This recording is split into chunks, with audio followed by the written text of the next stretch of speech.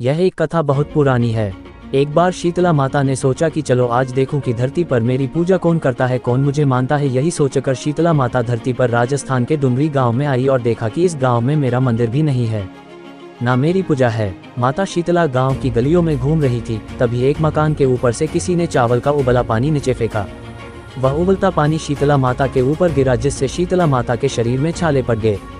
शीतला माता के पूरे शरीर में जलन होने लगी। शीतला माता गांव में इधर उधर भाग भाग के चिल्लाने लगी, अरे मैं जल गई, मेरा शरीर तप रहा है, जल रहा है, कोई मेरी मदद करो।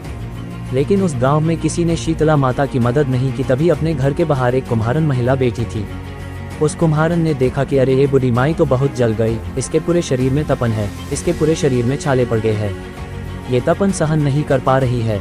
तब उस कुम्हारन ने कहा है, माँ तू यहाँ आकर बैठ जा, मैं तेरे शरीर के ऊपर ठंडा पानी डालती हूँ। कुम्हारन ने उस बूढ़ी माई पर खूब ठंडा पानी डाला और बोली है, माँ मेरे घर में रात की बनी हुई रावड़ी रखी है, थोड़ा दही भी है। शीतला माता ने ठंडी जुवार के आटे की रावड़ी और दही खाया, इससे शरीर में ठंडाई मिली। तब उस कुम्हारन ने कहा, माँ बैठ जा, तेरे सिर के बाल बिखरे हैं, ला मैं तेरी चोटी गूंथ देती हूँ। और कुम्हारन माई की चोटी गूंथने हेतु कंघी बालों में करती रही। अचानक कुम्हारन की नज़र उस बूढ़ी माई के सिर के पीछे पड़ी तो कुम्हारन ने देखा कि एक आंख वालों के अंदर छुपी है। ये देखकर वह कुम्हारन डर के मारे घबराकर भागने लगी।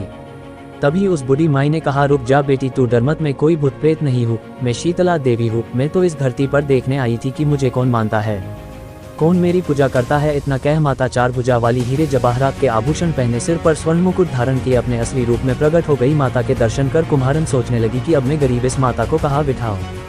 तब माता बोली है, बेटी तू किस सोच में पड़ गई। तब उस कुम्हारन ने हाथ जोड़कर आंखों में आंसू बहते हुए कहा है, माँ मेरे घर में तो चारों तरफ दरिद्रता है, बिखरी हुई है, मैं आपको कहाँ बैठाऊं, मेरे घर में ना तो चौकी है ना बैठने का आसन। तब शीतला माता प्रसन्न होकर उस कुम्हारन के घर पर खड़े हुए गधे पर बैठकर एक हाथ में झाड़ू दूसरे हाथ में दलिया लेकर उस कुम्हारन के घर की दरिद्रता को झाड़कर दलिया में भरकर फेंक दिया और उस कुम्हारन से कहा है, बेटी मैं तेरी सच्ची भक्ति से प्रसन्न हूँ, अब तुझे जो भी चाहिए मुझसे वरदान मांग ले।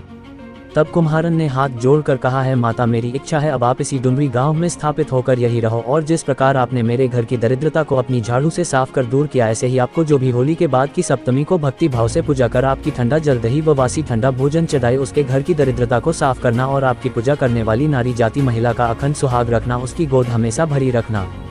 साथ ही जो पुरुष शीतला सप्तमी को नाई के यहाँ बाल ना कटवाए, धोबी को कपड़े धुलने ना दे और पुरुष भी आप पर ठंडा जल चढ़ाकर नारियल फूल चढ़ाकर परिवार सहित ठंडा वासी भोजन करे, उसके काम धंधे व्यापार में कभी दरिद्रता ना आए।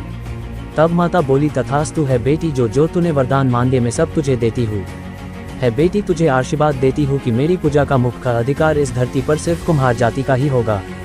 तभी उसी दिन से डुमरी गांव में शीतला माता स्थापित हो गई और उस गांव का नाम हो गया शील की डुमरी। शील की डुमरी भारत का एकमात्र मुख्य मंदिर है। शीतला सप्तमी वहां बहुत विशाल मेला भरता है। इस कथा को पढ़ने से घर की दरिद्रता का नाश होने के साथ सभी मनोकामना पूरी होती है।